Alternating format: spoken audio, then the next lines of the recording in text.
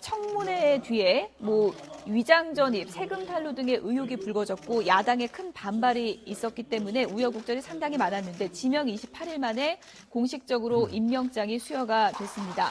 한미 정상회담이 얼마 남지 않은 상황이기 때문에 상당히 좀 바쁜 나날을 앞으로도 보내야 될 것 같습니다.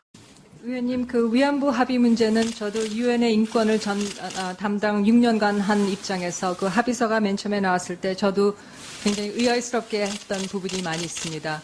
이것이 과연 위안부 할머님들 그 피해자 중심의 접근으로서 도출해낸 합의서인지, 그리고 이것이 과거 역사의 교훈으로 남아있을 부분을 제대로 수용한 것인지 등등에 대해서 저도 의문점이 많이 있었습니다. 그리고 역시 이 합의서가 대다수 국민들이 정서적으로 받아들이지 못하는, 대통령께서도 말씀하셨던 그런 상황이 되었습니다. 합의가 존재하는 것도 하나의 현실입니다. 그리고 이 합의를 지켜나가야 된다는 것이 국제사회의 관행입니다. 그렇지만 앞으로 나가는 데 있어서 모든 방안을 검토할 수가 있다고 생각합니다.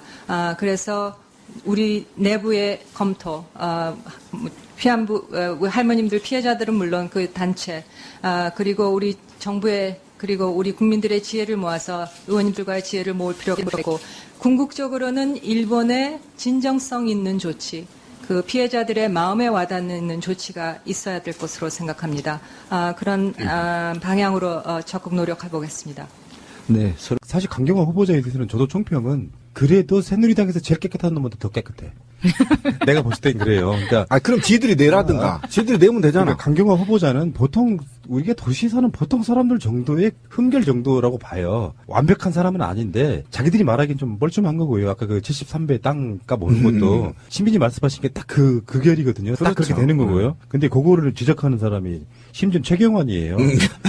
자기 고향에다가 막 그 경제부총리 할 때 돈 쏟아붓던 바로 그 인간들이 나와가지고 아까 말씀하신 것처럼 1560평 평당 이게 사다가 나중에 11만 원으로 올랐다. 이건 누가 봐도 투기래. 땅값 오른 다 투기야. 그냥 보면 투기지. 근데 이거는 대지로 바꾸면 다 이렇게 올라요. 저희 시골도 똑같아요. 그렇겠죠. 누가 네, 갖고 나서 땅의 가치를 올린 건지. 그리고 투기라는 게 그런 거잖아요. 다른 방송에서 말씀을 똑같이 드렸는데 투기는 필연적으로 유장 전입이랑 연결이 돼서 농지 같은 거 살 때는 특기 전입이 그렇죠. 필요해요. 네. 그러니까 유장 전입이 도시에서는 이제 약군 이런 것이 더 주고 그리고 농촌에 가면은 이제 농지 관련해 가지고 살지도 않으면서 살아야 그 땅을 살 수 있는 이 그렇죠. 조건이 있잖아요. 네. 그러니까 이런 게 법적으로 아시는 분 다 아시는 얘기지만 농지를 바로 거기다 건물 못 짓잖아요. 못 짓죠. 그것이 이제 관련돼 있는 게 유장 전입이 관련된 그런 건데 강경화 후보자는 그렇고 후보자 남편도 그렇고 그냥 가서 살아요. 실제로 거주해. 자기가 직접 짓고. 그러니까 요거는 우리가 논란거리 자체가 안 됩니다. 그 사람들의 논리는 땅을 사가지고 땅값이 올랐으니까 투기다 이렇게 하고 있는 이거는 누가 봐도 말도 안 되는 거지 않습니까? 최경환이 구속될 놈이 말이야. 토이노믹스 기억나나요? 나라 망치고 지 고향에다 한 2천억 정도 발랐죠. 나쁜 놈의 시기. 지금 강경화 외교부 장관의 외교부 장관 후보자에 대해서 지금 계속 반대하고 있는 것을 사람들은 이렇게도 본다고 하더라고요. 이 외교 무대에서의 한일전이다. 그러니까 예, 좋은 판단이었어요. 이게 한국과 일본이 싸우고 있다. 국내에서 외교 무대에 누구를 세울 것인가를 갖고 싸우고 있는 형태다라고 판단들을 하고 있고요.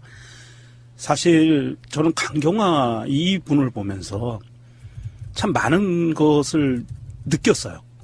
그러니까 이게 아마 다른 분들도 느꼈을 테지만 사실 이 사람이 입지전적이니 어쩌는 이런 게 중요한 게 아니고 과연 대한민국이라는 나라가 조선시대를 다 통틀어서 이만큼 외교 무대에서 역량을 가질 수 있는 사람 그리고 인적 네트워크를 가진 사람을 과연 몇 명이나 키워봤는가. 이 강경화라는 사람은 대한민국이 키운 외교 무대의 인재 중에서 손가락 안에 드는 사람이에요. 유엔에서 오랫동안 사무총장 3명을 겪은 전문가고 인권운동가고 이런 사람. 그 최근에 그런 비슷한 사람이 한 명 있었죠. 반기문 씨라고. 사실은 대한민국에서 이렇게 전 세계를 대상으로 유엔이라는 큰 그 조직 안에서 전문가를 키운 거는 반기문과 강경화 이 두 분밖에 없어요. 아직은. 지금도 많은 분들이 그 안에서 일을 하고 있지만 그렇다면 이 강경화라는 사람은 대한민국이 키워낸 인재인데 이 인재를 단지 여자라는 이유만으로 또 하나 단지 서울대 출신이 아니고 외무고시 출신이 아니라는 이유만으로 이렇게 반대를 한다는 것은 이거는 정말 국익에 굉장히 반하는 행동인 거예요. 그러니까 한일전이란 말이 굉장히 이제 정확한 말인데 강경화 외교부 장관 후보가 위안부 할머니 관련해서 등의 재검토 얘기가 있었고 일본의 친일 2, 3세대들의 정치인들이 일본의 극우 세력들의 사주를 받아서 강경화 후보를 굉장히 디스할 수도 있다. 이런 견해 굉장히 좋은 견해입니다. 왜 그러냐면 일부의 자기 조상들이 일본과 뜻을 같이 하고 일본 밑에서 먹고 살았다고 해서 굉장히 일본과 우호적인 이런 스탠스를 취하는 정치인들이 꽤 있어요. 저는 그것을 일본과 극우 세력들과 학술 교류 또는 연구비 지원 등을 통해서 룰라이트가 만들어진 것처럼 그들에게는 반드시 있다. 무엇인가 아까 말한 대로 비예무고시 출신이라고 해서 또 외교부의 친 세력들의 외교부들이 로비를 통해서 자유한국당 로비를 통해서 굉장히 강경화를 디스하고 있다. 이런 측면은 굉장히 깊게 들어가서 들여다봐야 될 굉장히 중요한 팩트인 것 같아요. 오늘 한 가지 뉴스가 나온 게 뭐냐면 외교부 직원들이요 성명서를 냈어요. 강경화 후보자만큼 적합한 외교부 장관 후보자가 없다. 그러니까 이 외교부에 있는 그 공무원 노조 외교부 지부에 있는 분들이 성명서까지 발표할 정도였어요. 그러니까 이 야당들이 이것을 대놓고 그렇게 반대만 하기는 쉽지 않은 것 같다. 그리고 반대해서 안 된다. 이런 인재를 그냥 다시 또 우리가 외교부 장관으로 임명하지 않으면 이분이 어디를 갈 것 같아요. 다른 나라로 갈 거 아니에요.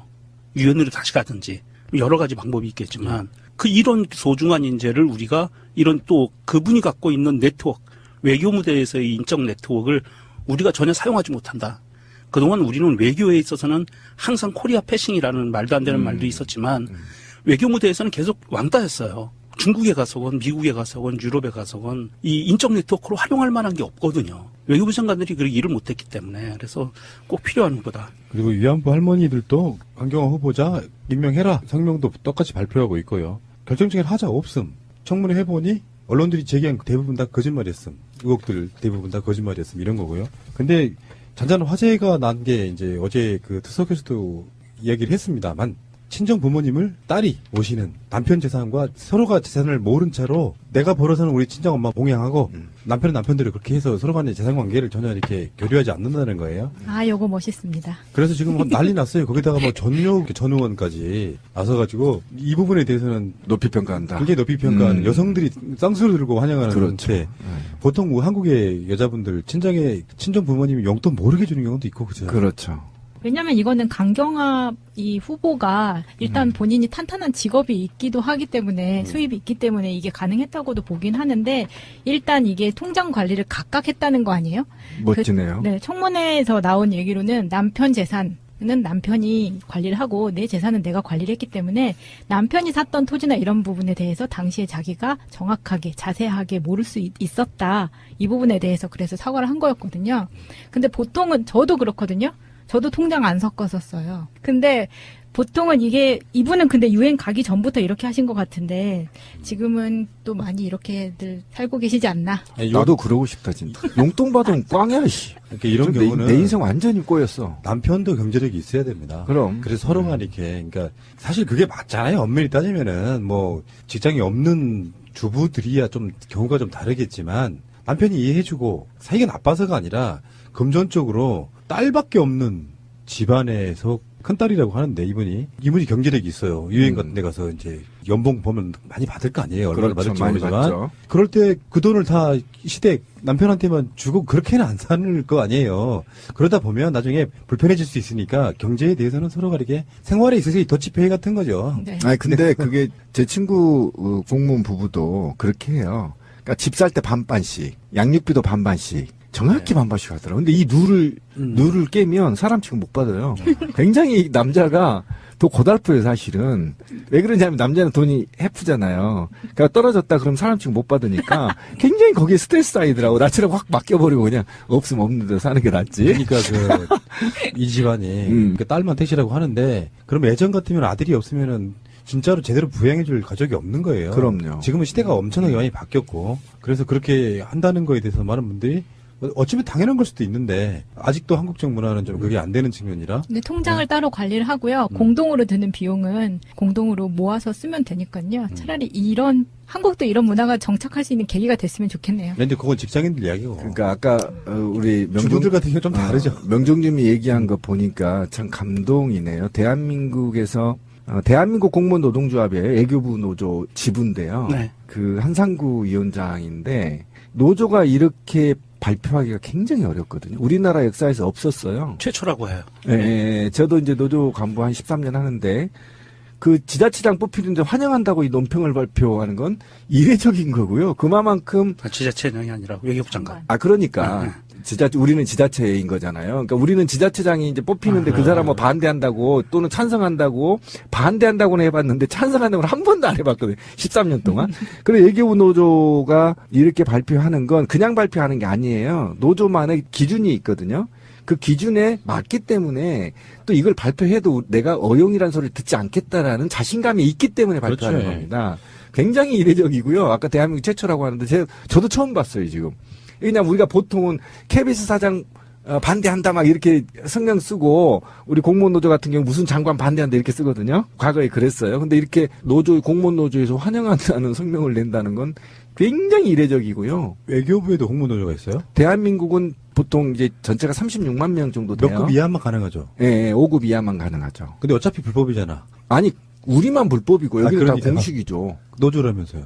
노조인데 공무원 노조를 허용이 됐어요. 전공노만 허용이 안 된 거야. 공무원 노조는 그렇구나. 예. 전공노만 설립증을 뺏어가고요. 나머지는 99개 노조는 다 설립증이 있어요. 저런 불법스러운 사람들 같은. 불법이 아닙니다. 법의 노조.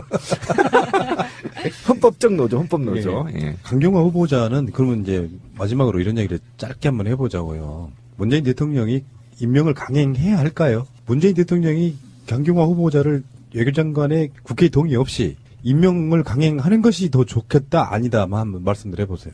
일단 저는 단호해요. 임명해야 된다. 왜 그러냐면 그 이유가 별로 큰 한방이 없어요. 우리가 말하는 큰 한방이 없단 말이죠.